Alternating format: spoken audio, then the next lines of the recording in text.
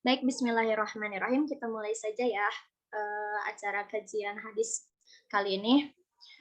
Oke, bismillahirrahmanirrahim. Assalamualaikum warahmatullahi wabarakatuh. Waalaikumsalam warahmatullahi wabarakatuh. Sebelumnya suara saya terdengar jelas? Jelas teh. Jelas teh. Ya, baik. Sebelumnya yang terhormat Ibu dosen, dosen pembimbing mata kuliah Hadis Tarbawi, Ibu Debibi, yang terhormat kepada rekan-rekan semuanya, kami dari mahasiswa Prodi Pendidikan Agama Islam semester 6 yang terdiri dari saya sendiri, Fahira Mutia Kirana, lalu ada Indah Suci Mulyati. Mana Indah Suci Mulyati? Say hi. Ya, kemudian yang ketiga ada saudari Fauzia Salsabila Warau. Mana Uti Fauzia? Say hello. Ya, kemudian yang keempat ada Uti Elsa Nurfadiah. Say hello Uni Elsa. Ya, kemudian selanjutnya ada Uti Dia Kamalia Azhar. Mana Uti Dia? Say hello. Ya, kemudian yang terakhir ada Uti Hana. Ya, baik, di sini langsung saja kami mengadakan kajian untuk memenuhi tugas mata kuliah Hadis Tarbawi. Pada pekan ini, kami akan membawakan dua materi. Yang pertama, hadis tentang penyakit pasti ada obatnya. Kemudian materi yang kedua, yaitu mengupas hadis tentang lockdown saat ada wabah penyakit. Oke, baik. Para audiens sudah siap semuanya? Oke, langsung saja ya. Bismillahirrahmanirrahim. Alhamdulillahirabbil alamin wa bihi nasta'in wa ala umuri dunya waddin wassalatu wassalamu ala asrofil anbiya'i wal mursalin wa ala alihi wa sahbihi ajmain amma ba'du. Pertama-tama marilah kita panjatkan puji dan puja syukur kepada kehadirat Allah Subhanahu wa taala yang mana telah memberikan nikmat karunia-Nya kepada kita semua sehingga kita bisa berkumpul dalam acara kajian hadis, mengupas hadis tentang wabah di hari ini secara online. Sholawat serta salam tak lupa tetap tercurah limpahkan kepada junjungan kita, yakni Habibana wa Nabiyana wa Rasulana wa Maulana Muhammad sallallahu alaihi wasallam. Baik, langsung saja ke materi yang pertama, yaitu hadis tentang penyakit pasti ada obatnya. Materi yang pertama akan dibawakan oleh saya.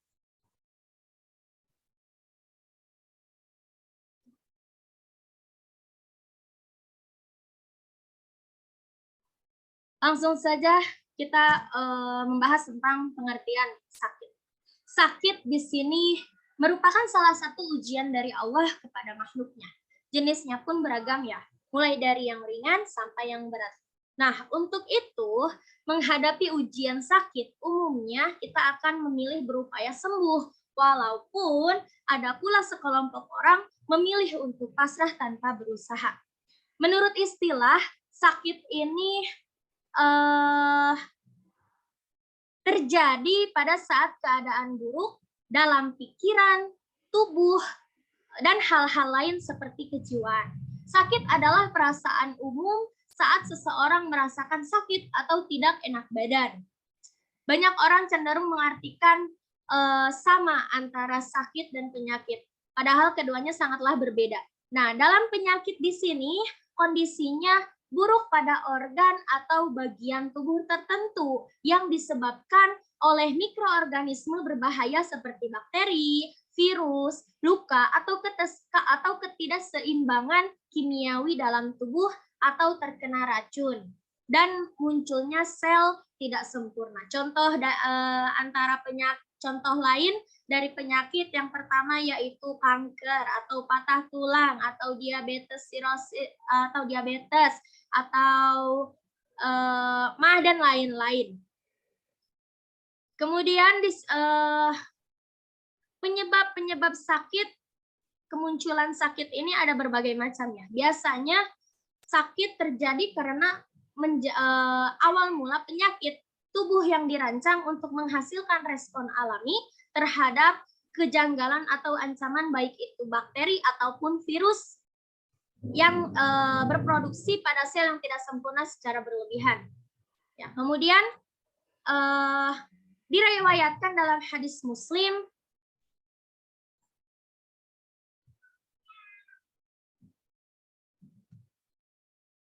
nggak kelihatan. Likul lida'i dawaun faiza usiba dawa'ud da'i baro'a biiznillah. Yang artinya semua penyakit pasti ada obatnya. Apabila sesuai antara obat dan penyakit, maka penyakit akan sembuh dengan izin Allah. Ketika kita sakit hati, maka akan ada penyembuhnya. Seperti kita berbicara, mengeluarkan semua emosi-emosi yang ada di dalam pikiran kita, atau kita bisa berikhtiar untuk menyembuhkan penyakit tersebut. Datang ke dokter. Akan tetapi dengan semua penyakit akan ada obatnya, tapi jika kita tanpa mendapatkan izin dari Allah, kita tidak akan sembuh.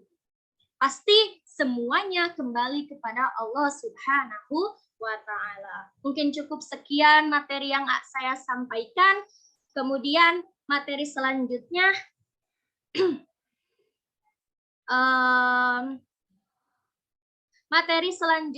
yang akan dibawakan oleh saudari Dia untuk menjelaskan hadis tentang semua penyakit pasti ada obatnya. Kepada saudari Dia, waktu dan tempat kami persilahkan.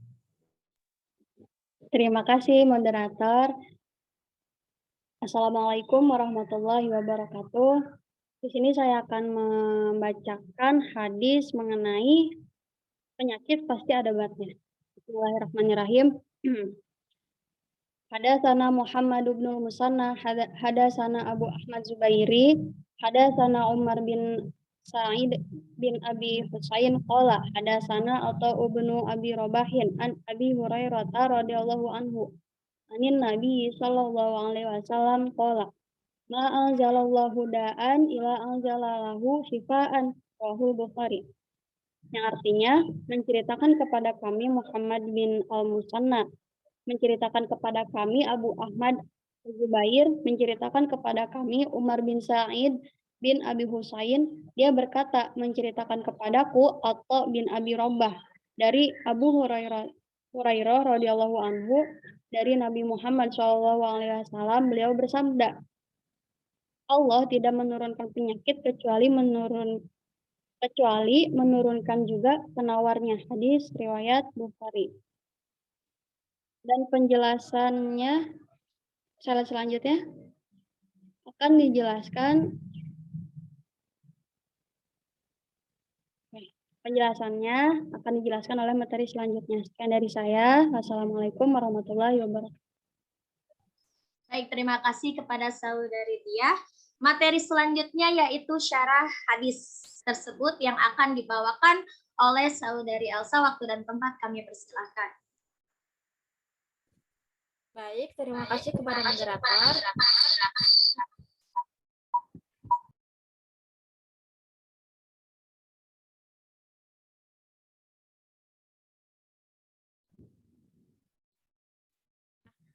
Di sini saya akan membahas syarah hadis.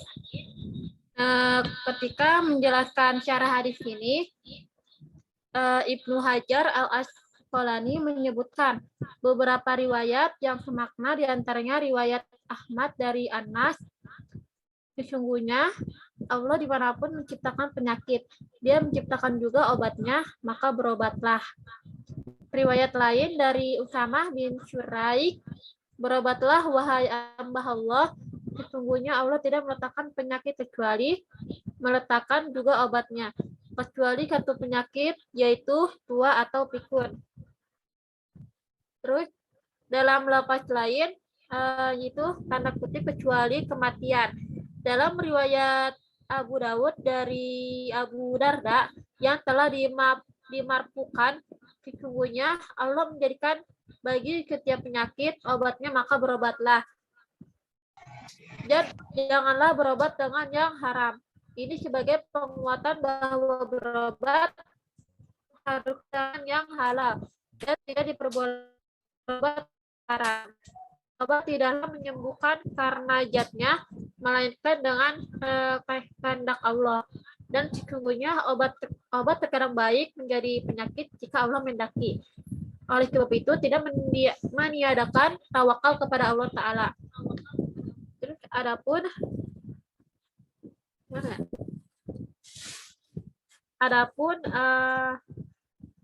pengecualian terhadap penyakit yang Allah takdirkan, kematian. Dalam hadis riwayat Usama bin Syuraik di atas, maksudnya adalah penyakit yang Allah takdirkan kematian bagi penderitanya, dan pengecualian penyakit luka karena sama dengan kematian.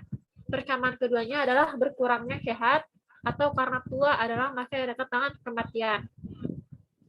Jadi kesimpulannya adalah terrealisasinya kesembuhan dengan obat ibarat menangkal rasa lapar dan dahaga dengan makan dan minum.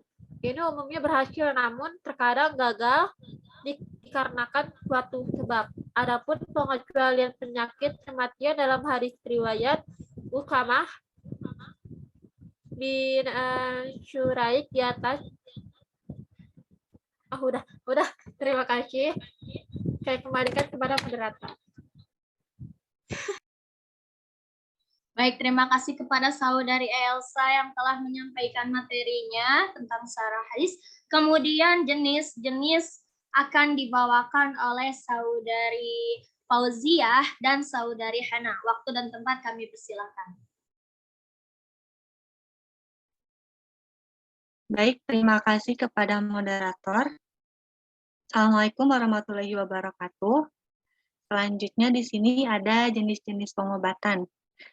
Jenis-jenis pengobatan ini ada 9 jenis. Nah, yang pertama ada pengobatan tradisional Cina atau dikenal sebagai TCM, yang mana pengobatan ini memiliki berbagai metode penyembuhan seperti akupuntur dan obat-obatan herbal.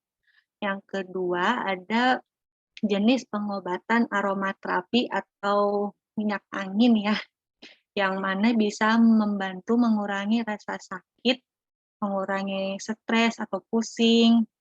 Nah, beberapa minyak aromaterapi yang terbaik itu ada minyak lavender, minyak pohon teh, dan minyak dupa. Lalu yang ketiga ini ada Ayurveda. Ayurveda ini berasal dari India. Dan dalam Ayurveda ini tipe tubuh seseorang sangat dipertimbangkan, yang mana akan dipilihkan metode selektif yang digunakan untuk pengobatan. Pengobatan ini hampir untuk semua jenis penyakit, bisa langsung dari rasa sakit dasar, obat-obatan untuk yang dapat menyembuhkan kanker. Terus yang keempat ada pengobatan batu kristal. Dalam penyembuhan dengan media batu kristal yang memiliki kekuatan penyembuhan, yang digunakan batu ini juga dapat membantu meningkatkan mood dan membantu menyingkirkan mood dan juga membantu menyingkirkan stres. Banyak batu juga membantu untuk membersihkan dan merevitalisasi aura. Slide selanjutnya. Udah sampai sini.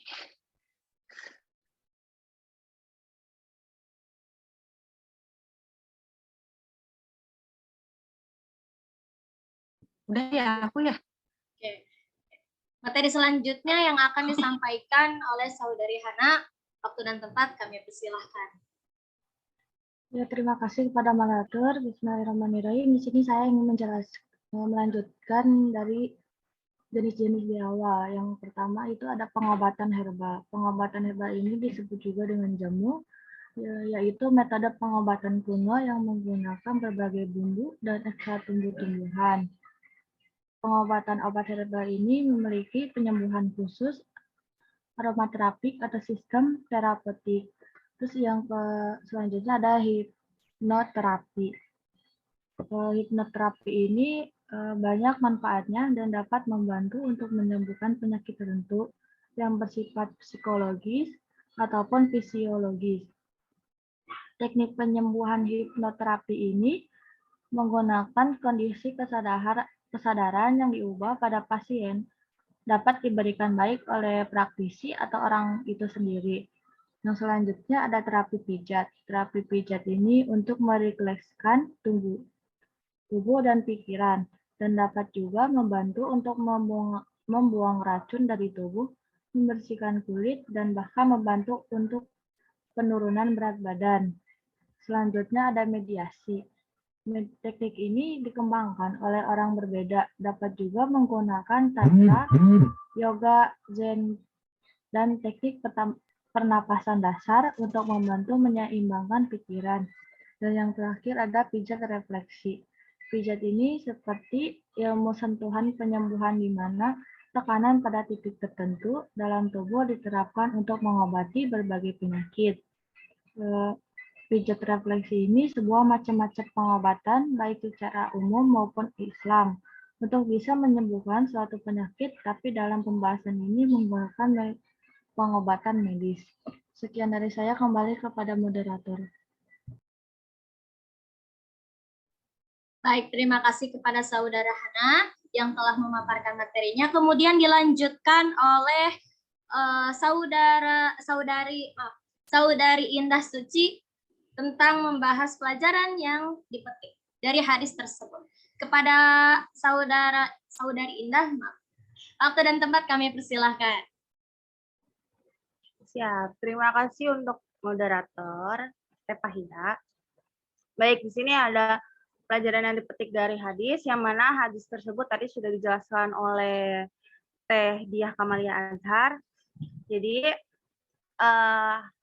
hadis yang tadi itu dapat ditarik kesimpulan bahwasanya Allah tidak menciptakannya penyakit, melainkan Dia juga menciptakan penawar atau obatnya. Adapun penyakit-penyakit yang belum ditemukan oleh obatnya hingga saat ini disebabkan oleh keterbatasan kemampuan manusia dan sebagai pesan dari Allah agar manusia senantiasa berusaha mencari penawarnya. Memang penyakit dan kesembuhan datangnya dari Allah. Sebagai manusia, apabila ditimpa suatu penyakit, kita dituntut berusaha untuk sembuh, diantaranya dengan berobat. Berobat diwajibkan dengan obat-obatan yang halal. Namun, apabila dalam kondisi darurat seperti penyakitnya dapat mengancam keselamatan jiwanya, kemudian tidak ditemukan obat-obatan yang halal, maka diperbolehkan mengkonsumsi obat-obatan yang terbuat dari bahan-bahan yang diharamkan. Namun, hanya terbatas kebutuhan dan tidak boleh berlebihan. Wallahu a'lam bishawab. Baik, itu saja yang dapat saya sampaikan. Teh Pahira, saya kembalikan lagi. Terima kasih. Ya, kembali kasih. Oke, terima kasih kepada Saudara Indah. Sebelumnya suara saya terdengar tidak? Maaf ya karena cuaca yang tidak mendukung, karena rumah saya sangat terdengar atapnya ketika hujan. Terdengar tidak? Terdengar jelas, Teh. Ya, sangat jelas. Baik, terima kasih. Mungkin cukup sekian yang dapat kami sampaikan kepada para audiens. Jika ada yang ingin bertanya, maka kami persilahkan.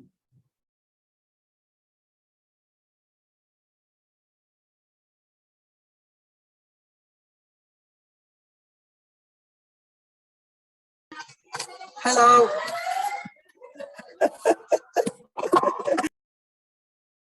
Boleh bertanya? Boleh. Ya.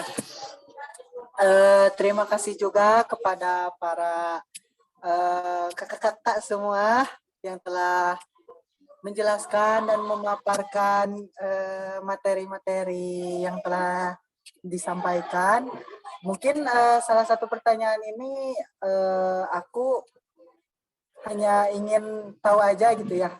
Selain dari penyakit yang memang ada bentuknya, apakah ini juga termasuk bisa menjadi salah satu penyembuhan untuk penyakit hati?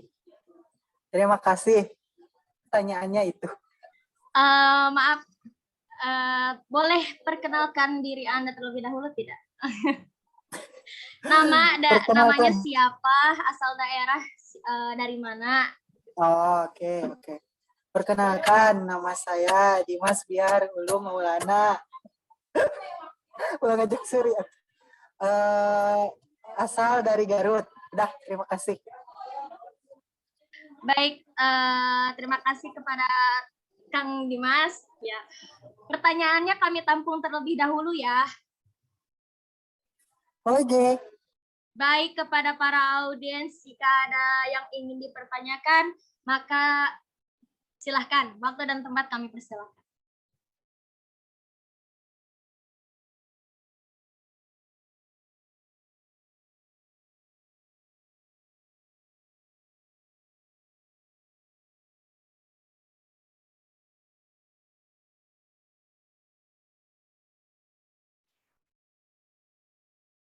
Assalamualaikum. Waalaikumsalam. Pertanyaan yang tadi akan saya jawab ya, Kang ya. Tadi pertanyaannya kan setiap penyakit itu pasti ada obatnya. Nah, bagaimana dengan penyakit hati? Begitu. Ya, betul. Apakah metode-metode yang tadi disebutkan juga bisa berpengaruh ke penyakit hati? Begitu maksudnya. Ya, baik. Di sini saya akan langsung menjawab ya, Kang ya. Menurut kami, dengan yang tadi dijelaskan, mungkin dalam penyakit hati tidak ada keterkaitan dalam hal medis, ya, kecuali apabila dalam ketakwaan dan keibadahan yang semakin meningkat, insya Allah itu bisa disembuhkan. Bukan dalam artian ibadah yang semakin meningkat menjadi orang yang solih, penyakit hati itu akan hilang, bukan, akan tetapi banyak orang-orang solih di luaran sana yang memiliki penyakit hati. Mungkin cara yang bisa menyembuhkannya itu yang pertama, kita harus banyak-banyak beristighfar ya, yang pertama. Terus kemudian dekatkan diri kepada Al-Quran dan tentunya terus merasa bahwa diri ini belum sepenuhnya sempurna, karena tidak ada manusia yang sempurna kecuali Kanjeng Nabi Muhammad Sallallahu Alaihi Wasallam. Kemudian yang kedua, kemudian yang ketiga ya, Maaf. Kita memperbanyak amal-amalan, kita memperbanyak ibadah-ibadah yang sekiranya itu bisa membuat hati kita tenang, membuat hati kita tentram, sehingga kita tidak mudah untuk mencibir orang lain atau misalkan kita membenci orang lain. Mungkin salah satunya kita harus berkumpul dengan orang-orang yang memiliki lingkungan yang baik, tidak toksik. Memiliki lingkungan yang baik, yang bisa menumbuhkan rasa senang, atau berkumpul dengan orang-orang yang salih, orang-orang yang orang-orang yang suci hatinya, itu bisa merupakan salah satunya ya, Kang ya. Atau kepada para audiens atau narasumber yang ingin membantu atau menambahkan jawaban dari saya, monggo dipersilakan.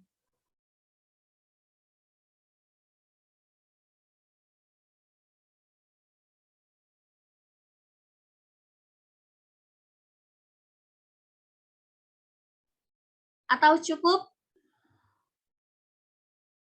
Ya, kepada Kang Dimas, memuaskan tidak jawaban dari kami?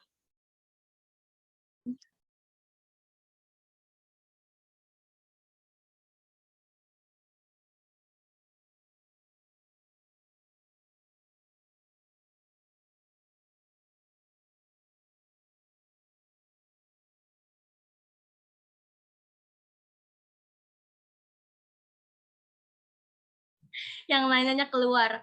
Oke, sebentar ya. Kepada para audiens yang ingin bertanya, mangga, waktu dan tempat kami persilahkan.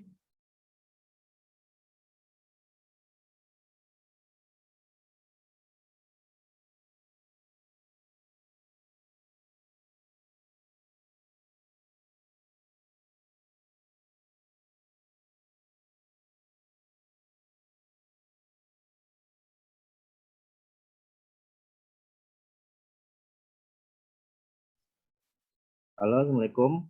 Apakah saya boleh bertanya, moderator? Iya, Kak. Maaf, volumenya tidak terdengar. Oh, tidak terdengar ya? Halo? Tes, tes. Udah jelas belum? Udah. Oke, lengkap.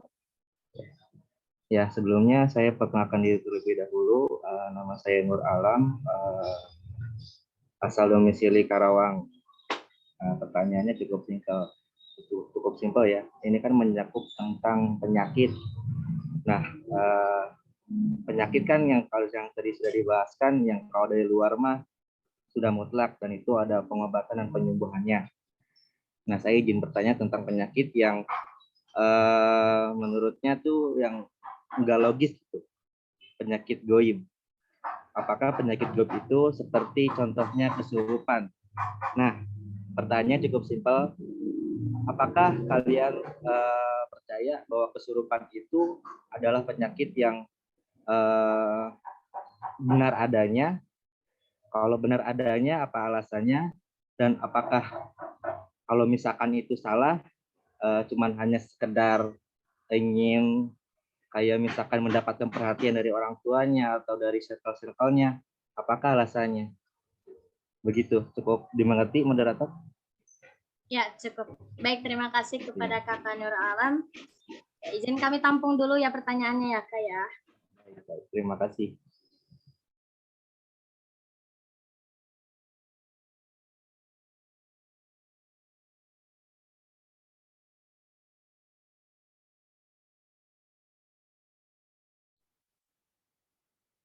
Belum direkod. Iya, mangga silakan. Oke, siap. Izin jawab ya, Kang Alam yang tadi. Kalau menurut saya, kalau orang yang kesurupan itu biasanya bukan disebut penyakit, Kang. Sepengetahuan saya tuh biasanya kalau ada orang yang memiliki tulang rusuk yang sedikit terenggang, itu turut teman-teman saya yang emang dia ngerti hal seperti itu tuh justru lebih memudahkan si mereka atau si hantu-hantu itu masuk secara diam-diam ke dalam raga manusia gitu. Jadi bisa membuat kesurupan itu terjadi gitu tanpa sepengetahuan yang punya raga gitu. Contohnya kalau misalkan Akang suka lihat channel-channel horor, mungkin bisa ngebedain mana yang benar-benar dia saat konten itu kesurupan dan mana yang dia hanya sebagai mediasi. Nah, itu tuh pasti akan beda sekali. Nah, terus juga kalau mana ya tadi aku sempat dapat. Kalau menurut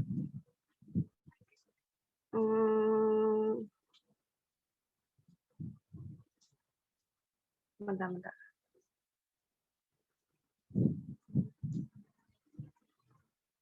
Bentar ya, Kang. Hilang lagi tadi.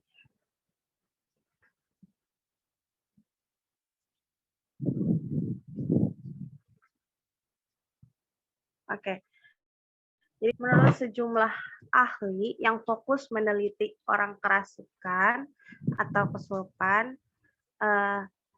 biasanya dia mengalami rasa yang sangat aneh di tubuhnya gitu. Jadi ya benar-benar dia tuh tidak merasakan apa yang dilakukan sama si ruh atau jin yang masuk ke dalam raga tersebut.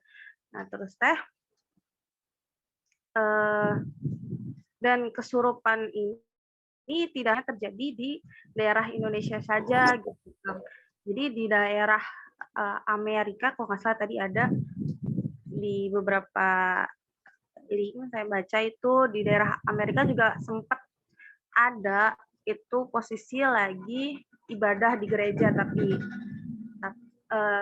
kondisinya pada saat kesurupan tersebut mereka tidak bisa eksekusi yang kesurupan gitu. Jadi mau tidak mau orang Arikat tuh kebingungan mencari orang yang bisa spiritual akan mengeluarkan si roh yang masuk ke raga orang lain begitu, Kang. Kurang lebihnya seperti itu sih yang aku tahu ya, Kang. Mungkin ke Teteh ada yang mau menambahkan gitu. Dari Kak Fauzia mau menambahkan? Tidak, dari Utidia mau menambahkan? Izin Dari menambahkan, Ya, Kak. silahkan. Terima kasih.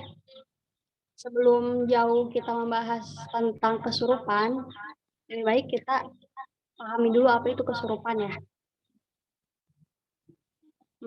Dari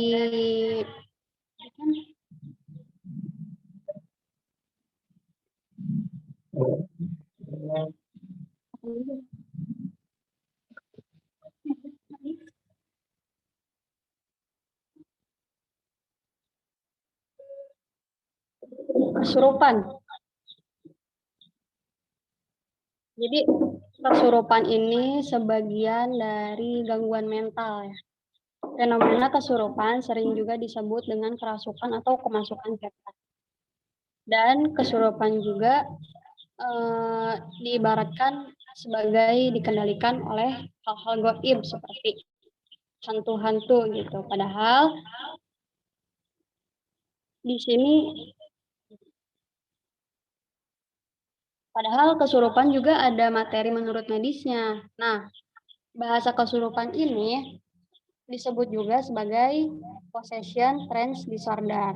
Nah, possession trance disorder ini termasuk ke dalam kategori gangguan disosiatif, yakni kategori gangguan mental yang ditandai dengan hilangnya sebagian atau seluruh integrasi akan pikiran, memori, identitas diri, kontrol gerakan tubuh, serta lingkungan sekitar.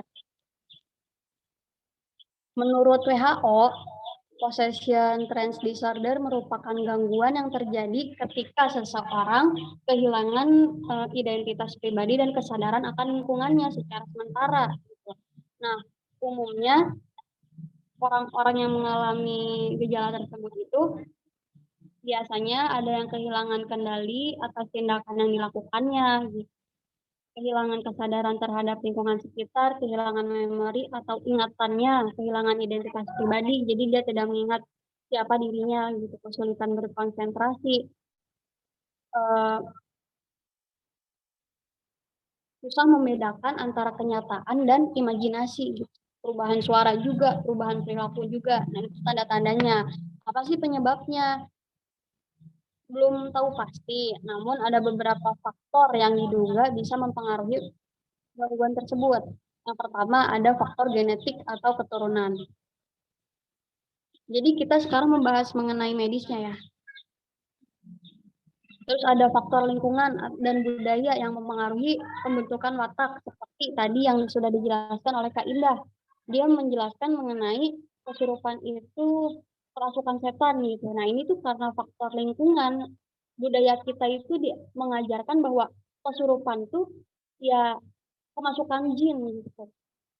Hal secara medisnya kesurupan itu ya gangguan mental secara medisnya atau stres psikososial seperti kesulitan ekonomi, kematian kerabat dekat gitu. Itu bakal terjadi kesurupan bahasa kitanya, namun bahasa medisnya tadi di atas saya lupa.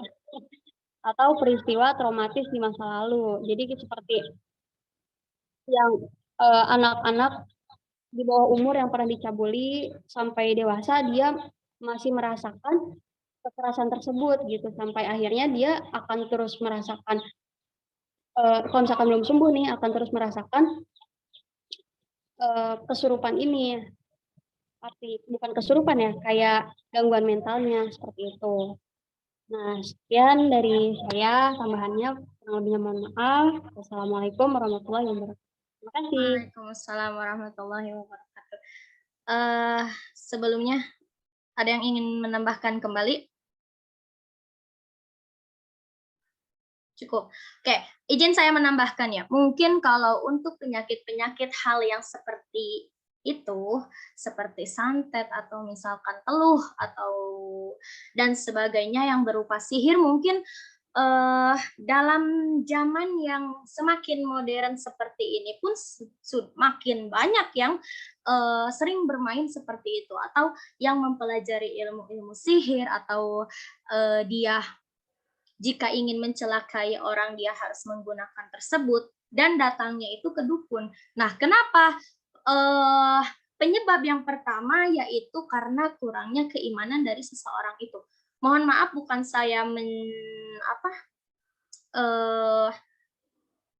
menjudge, akan tetapi dengan adanya fakta tersebut membuktikan bahwa di zaman yang sekarang ini banyak yang walaupun zaman yang seperti sekarang masih banyak dukun-dukun, masih banyak orang-orang yang percaya akan adanya sihir. Nah, kita bahas tentang sihir, di mana sihir itu sangat terikat dengan yang seperti syaiton, ya, atau jin, atau dan sebagainya. Mungkin untuk menyembuhannya dalam dunia medis memang sangat tidak logis, karena sulit untuk menyembuhkan. Akan tetapi jika banyak yang percaya seperti itu, kita kembali mungkin kepada kepercayaan masing-masing, ya, bahwa seperti itu ada benar apa tidak, atau kita yang mungkin berpikiran masa sih gak ada yang kayak begitu mah, gitu kan. Banyak orang-orang yang seperti itu.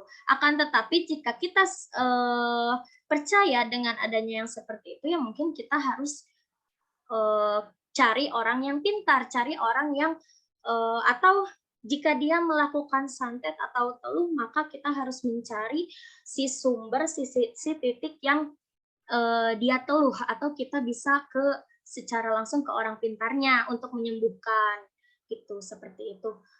Kurang lebihnya mohon maaf, ya mungkin cukup sekian dari kami. Kepada Kakak Nur Alam, apakah cukup atau puas? Dalam pertanyaan anak kumaha? Pertanyaannya, Akang mau nambahin? Boleh. Iya mau nambahin, tapi pertanyaannya kayak gimana? Akan disampaikan oleh Kakak Nur Alam atau saya sendiri? Oleh moderator aja supaya lebih jelas. Ya, pertanyaannya itu kayak gini, Kang. Kan semua penyakit itu pasti ada obatnya. Nah, bagaimana tentang kesurupan, kan? Tadi sudah dijelaskan oleh Uhti Indah dan Uhti Dia. Kemudian hal-hal yang seperti itu yang tidak logis. Seperti itu. Ya, kurang lebihnya seperti itu. Bagaimana cara penyembuhannya atau bagaimana cara mengatasinya?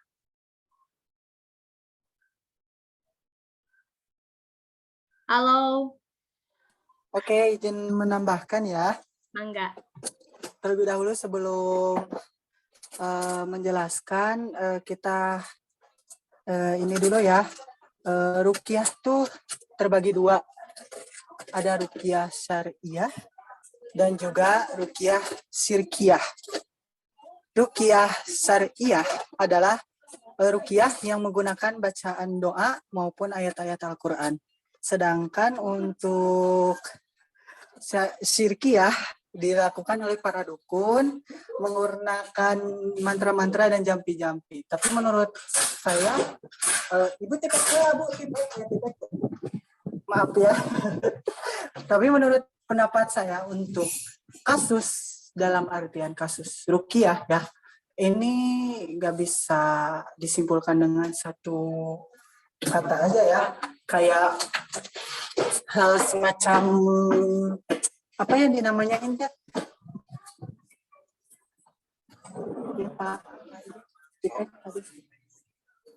Seperti halnya ruqyah tuh kayak menurut saya, maaf ya tadi salah dititah heula. Menurut saya jadi kayak lebih mungkin kalau dilihat dari iman kayak kurang iman ya, bukan dalam artian kurang iman dalam ibadah ya, mungkin dalam kekuatan iman kita yang masih kurang kuat gitu ya, karena hal tersebut kan itu bersumber dari setan ya pasti ya, dari gangguan-gangguan jin, gangguan-gangguan setan, dan gangguan-gangguan lainnya. Gitu. Hal ini juga ngerujuk kepada ya kepada diri masing-masing juga ya. Ya intinya lebih memperkuat lagi keimanan. Terus soal yang lainnya ya begitulah. Kak Abi ribut. Segitu aja mungkin. Nanti kalau ingin ditambahkan bolehlah di luar dari Zoom meeting ini gitu. Terima kasih, mohon maaf tidak bisa memberikan yang lebih banyak atau yang lebih dipahami lebih lanjut gitu ya. Terima kasih.